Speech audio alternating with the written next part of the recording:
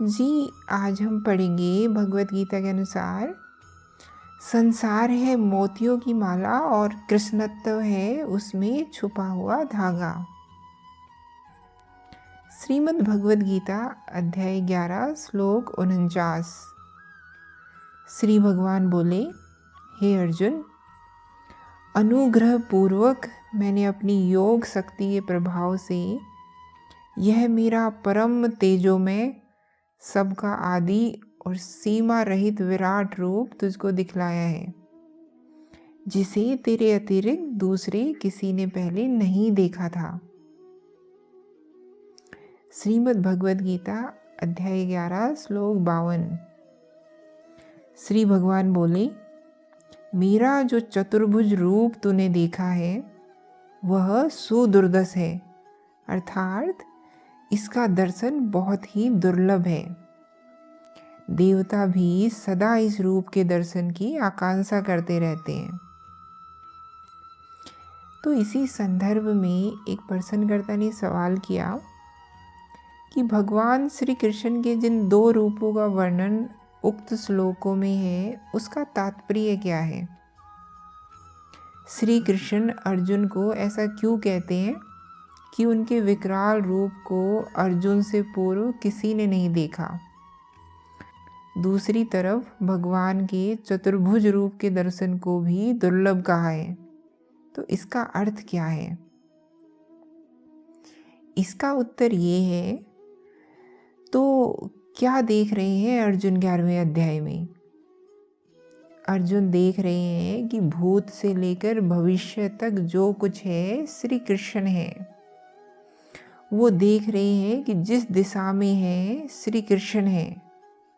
वो देख रहे हैं कि पृथ्वी में जितनी भी योनियां हैं वो सब श्री कृष्ण हैं। वो देख रहे हैं कि श्री कृष्ण ही है वो जिनकी पूजा कर रहे हैं महात्मा। श्री कृष्ण ही है वो जिनके प्रताप से राक्षस डर डर कर भाग रहे हैं। वो देख रहे हैं कि श्री कृष्ण ही जन्म दे रहे हैं और श्री कृष्ण ही के विकराल मुंह में समस्त प्राणी जा जाकर समाये जा रहे हैं। तो क्या देखा है अर्जुन ने, थोड़ा समझिएगा। अर्जुन को दिव्य नेत्र प्रदान करने का जो पूरा प्रसंग है वो क्या है।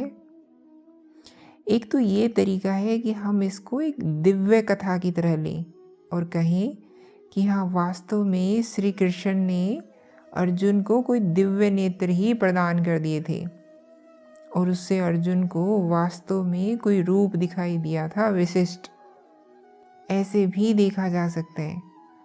और ऐसे अगर आप देख रहे हैं तो उसमें कुछ गलत या कुछ बुरा नहीं है, ठीक है। लेकिन एक दूसरा तरीका भी है। वह तरीका आदि शंकराचार्य ने लिया अपने गीता भाष्य में। अर्जुन को इन हार्ड मास की आंखों से अभी भी वही सब कुछ दिख रहा है जो उसे पहले दिखता था या जो किसी अन्य सामान्य आदमी को दिखता है। अर्जुन देख रहा है तो उसे कौरव दिखाई दे रहे हैं, पांडव दिखाई दे रहे हैं। अर्जुन देख रहा है आसमान की ओर तो उसे सूरज दिखाई दे रहा है, पक्षी दिखाई दे रहे होंगे। अर्जुन को जमीन दिखाई दे रही है और मानसिक तल पर, स्मृति के तल पर अर्जुन ने आज तक जो कुछ देखा है उसको वो भी स्मरण है। तो फिर उसने विशेष क्या देख लिया। उसने बस वो देख लिया जो साधारण आदमी साधारण आंखों से देखते हुए भी नहीं देख पाता। उदाहरण के लिए, जब आप किसी पेड़ को देखते हैं तो आप कहते हैं कि ये पेड़ है। जब आप किसी खम्बे को देखते हैं तो कहते हैं कि ये खम्बा है। जब आप जन्म को देखते हैं तो कहते हैं कि जन्म हुआ। जब आप मृत्यु को देखते हैं तो कहते हैं कि मृत्यु हुई। आप ऐसा तो नहीं कहते ना कि पेड़ खम्बा है। आप ऐसा तो नहीं कहते ना कि जन्म मृत्यु है। आपको इनमें कोई एकीकृत करने वाला तत्व तो दिखाई नहीं देता कि दिखाई देता है।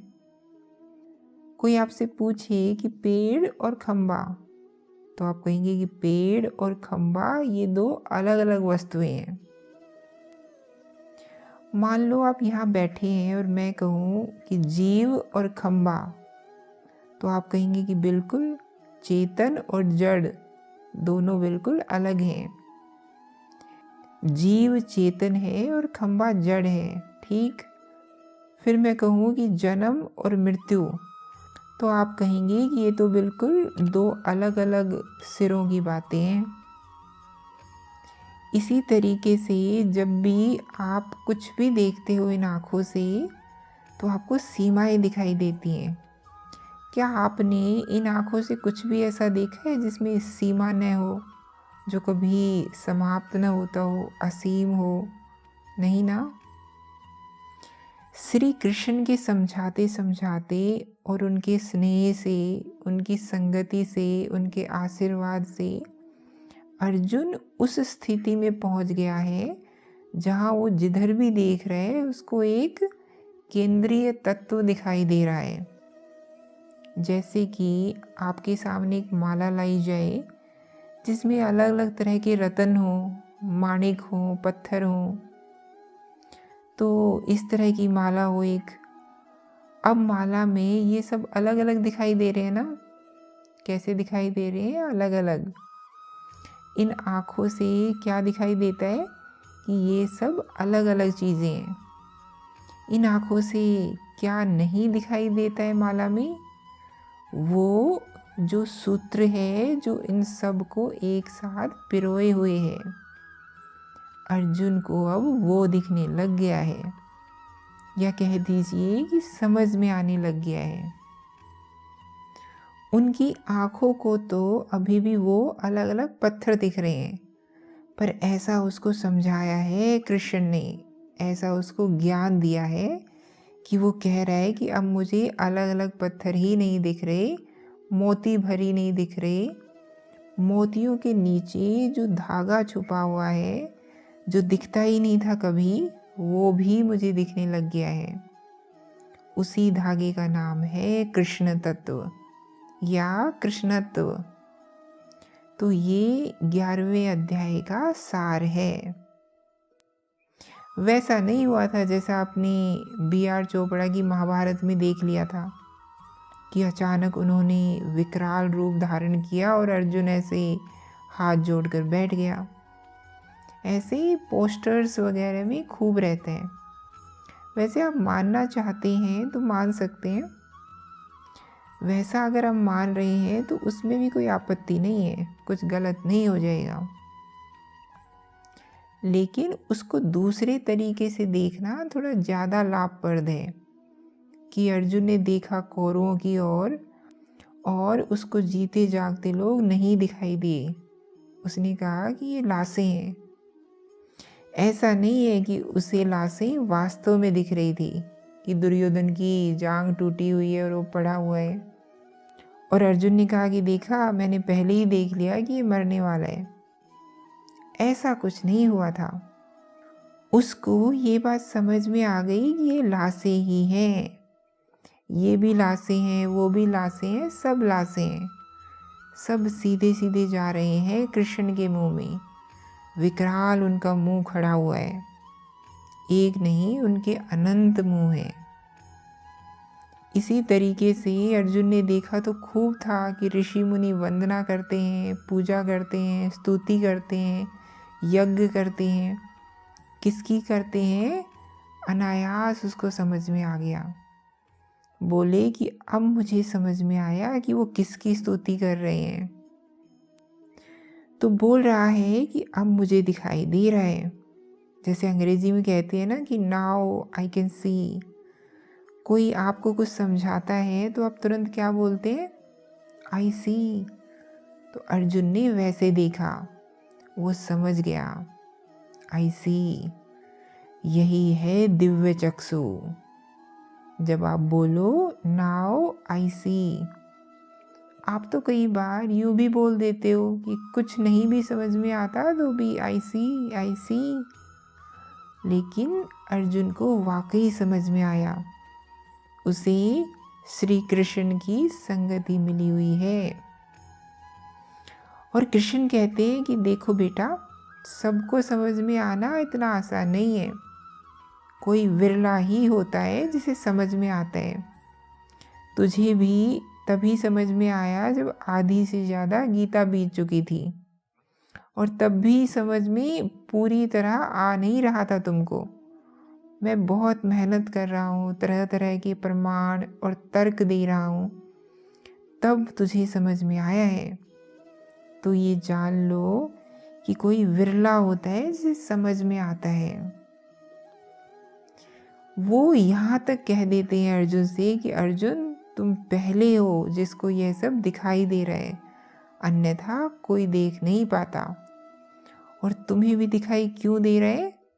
क्योंकि बेटा, देह धरकर साक्षात होकर तुम्हारे सामने आया हूँ। पिछले 20-40 साल से तुम्हारे साथ घूम रहा हूँ, और अभी यहाँ कुरुक्षेत्र में भी तुम पर ज्ञान वर्षा कर रहा हूँ।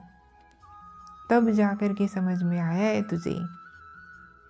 तो बताओ फिर, इतनी मेहनत करने से तुम्हें समझ में आया है, तो बाकी लोगों को कैसे समझ में आ जाएगा? तो कह रहे हैं कि किसी और को समझ में भी नहीं आता। जिसके साथ रहता हूँ, जिसको दिन रात समझता हूँ, उसी को समझ में आता है। तो अर्जुन ने भी बात मानी, बोले मुझे बिल्कुल समझ में आ रहा है। आपकी कृपा से ही मुझे ये दिव्य चक्षु मिले हैं, जिनके कारण मैं आपका तात्विक रूप देख पा रहा हूँ। उस तात्विक रूप का अर्थ समझ रहे हो? ये जो पूरा ब्रह्मांड है, ये वास्तव में एक तत्व का ही विस्तार है।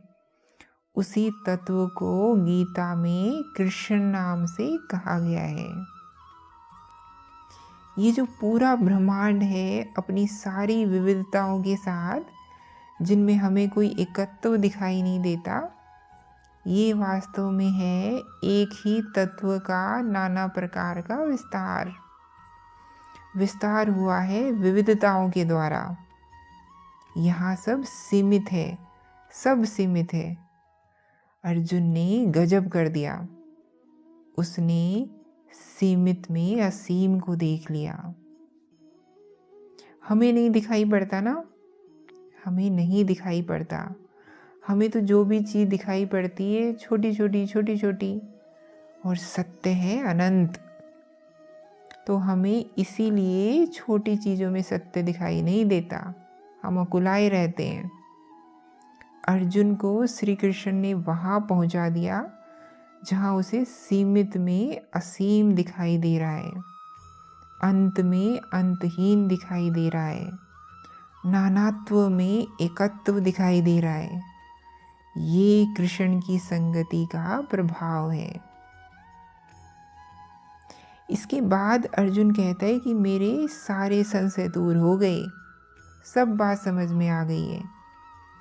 तथ्य ये है कि अभी भी पूरे से समझ में नहीं आई है, और इसका प्रमाण ये है कि अभी भी वो कह रहा है कि देखिए, ये सब मुझे मत दिखाइए, मुझे डर लग रहा है। तो आप वापस अपने पुराने रूप में आ जाइए, ये विकराल रूप मुझे दिखाइए ही मत, मुझे डर लग रहा है। अब वापस अपने पुराने रूप में आ जाइए। बहुत हुआ, मैं समझ गया, लेकिन समझा नहीं है अभी पूरी तरह से। जब कृष्ण खुद कह रहे हैं कि देहधारी के लिए, जीव के लिए आसान नहीं है समझना, तो अर्जुन कैसे पूरी तरह समझ जाएगा? हाँ, आम आदमी से कहीं ज़्यादा समझ गया है। दुर्योधन क्या, भीम, युधिष्ठिर से भी ज़्यादा समझ गया है, लेकिन पूरी तरह अभी भी नहीं समझा। पूरी तरह से कृष्ण को समझ जाने का अर्थ तो ये है कि आप कृष्ण ही हो गए। अपना आपा जो पूरी तरह मिटा दे, वही कृष्ण को पूरी तरह समझ सकते हैं। अर्जुन भी पूरी तरह नहीं समझा। तो इसमें जितने भी श्लोक हैं पूरे अध्याय में, उनको जब आप सही दृष्टि से पढ़ेंगे तो अचंभित रह जाएंगे कि कितनी गूढ़ और कितनी दूर की बात कही गई है। और उसको अगर आप किस्से और कहानियों की तरह पढ़ेंगे तो फिर उसमें आपको बहुत लाभ नहीं मिलेगा। किस्से कहानी की तरह पढ़ना यही है कि श्री कृष्ण ने अपना हाथ उठाया और अर्जुन को एक विशेष आँख दे दी, और उस विशेष आँख से अर्जुन को कुछ विशेष दिखाई देने लग गया। ये तो मैं समझती हूँ कि ये तो श्री कृष्ण के प्रति बहुत सम्मान की भी बात नहीं है। जानते हैं, इस तरह की बात पढ़कर आज के लड़के क्या कहेंगे? वो कहेंगे कि ये तो करीब करीब ऐसा ही हो गया कि 3D चश्मा लगा लिया आँख में। हम जब अवतार पिक्चर देखने गए थे तो हमने वो चश्मा लगाया था, फिर हमें स्क्रीन पर कुछ ऐसा दिखाई देने लग गया था जो नंगी आंखों से नहीं दिखाई देता। तो श्री कृष्ण ने भी ऐसा ही कुछ करा होगा, अर्जुन को 3D चश्मा लगा दिया होगा और उसे कुछ खास दिखाई देने लग गया होगा। ये कोई बाहरी चश्मा लगाने या कोई हार्ड मास की आंखों में कुछ परिवर्तन कर देने की बात नहीं है। ये जो दिव्य चक्षु है, ये बोध का चक्षु है। ये बहुत आंतरिक है, इसका बहुत संबंध शरीर से नहीं है। यह समझ का केंद्र है। अर्जुन की जो आँख खुली है, ये समझ की आँख खुली है। बात आ रही है समझ में?